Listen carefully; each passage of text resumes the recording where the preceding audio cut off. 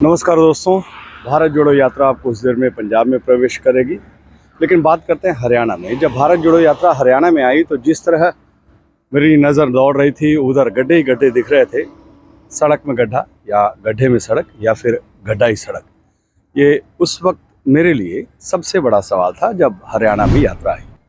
जवाब तलाश पाता उससे पहले ही कांग्रेस महासचिव श्री जयराम रमेश ने सड़क पर गड्ढों की कहानी आंकड़ों की जुबानी सुना दी।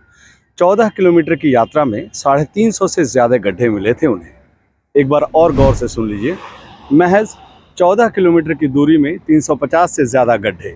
और ऐसा नहीं कि गड्ढे छोटे मोटे थे, कुछ गड्ढे तो इतने बड़े कि पूरी खट्टर सरकार उसमें समा सकती थी। सड़क के गड्ढों का डिज़ाइन भी अलग अलग दिखा। कुछ गड्ढे कन्याकुमारी के आकार के थे तो कुछ कर्नाटक के प्रकार के। कुछ गड्ढे जोश में कह रहे थे कि कुछ दिन और खट्टर सरकार की मेहरबानी रही तो फिर पूरे हरियाणा को अपने अंदर समेट सकता हूँ। सुनिए क्या कहा कांग्रेस महासचिव श्री जयराम रमेश ने। 104 दिन में मुझे ऐसा खतराजनक सुबह कभी नहीं मिला।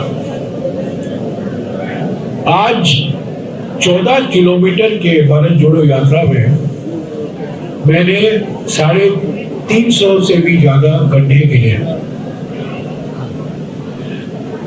सड़क की स्थिति मैंने किसी भी राज्य में इतनी बुरी नहीं देखी जितना आज सुबह मैंने देखा। 8 साल और 2 महीने हो गए हैं बीजेपी की सरकार हरियाणा में, और ये स्थिति जो हमने देखा, ये कंडीशन जो देखा, हम रास्ते पर नहीं चले, आज हम गड्ढे पर चले। गड्ढे के बीच में टार था, गड्ढे थे,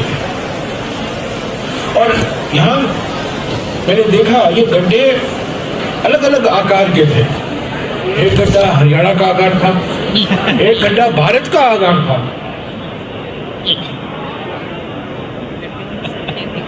एक गड्ढा तो केरल के माफिक था, लंबा, चौड़ा नहीं पर लंबा, और एक गड्ढा जरूर राजस्थान के माफिक, मध्य प्रदेश के माफिक, चौड़ा भी था। इतना खतरा मैंने कभी नहीं महसूस किया है जितना कि आज मैंने महसूस किया, और सभी भारत यात्रियों ने महसूस किया। मैं सोच ही रहा था कि हरियाणा का क्या हाल बना दिया मनोहर लाल खट्टर ने। हरियाणा में जब कांग्रेस की सरकार थी तो राज्य की यही सड़कें जिंदगी की रफ्तार भरती थी। हर वक्त और हर तरफ अमन चैन और खुशहाली का आलम था। लेकिन अब जिधर नज़र दौड़ाइए समस्या ही समस्या है।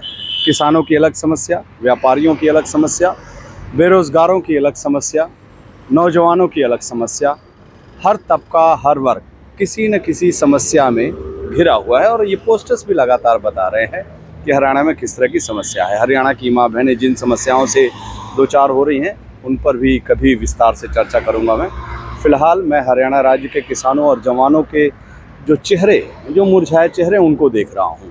अपने किसानों और जवानों की बदौलत भारत का नंबर 1 राज्य गिना जाने वाला हरियाणा अभी मान सम्मान के मैदान से ही बाहर है। जवान सेना के अग्निवीर बनने के लिए विवश हैं तो किसान खेती की बढ़ती लागत और फसलों की घटती कीमत से परेशान हैं। वो अपनी समस्याओं से निजात पाने के लिए सड़कों पर किसान अधिकार यात्रा निकाल रहे हैं और जगह जगह वो कांग्रेस नेता श्री राहुल गांधी को मिल भी रहे हैं। वो खट्टर सरकार को उन वादों को याद दिला रहे हैं जो उसने वोट लेने वक्त किसानों से यहाँ पर किया था।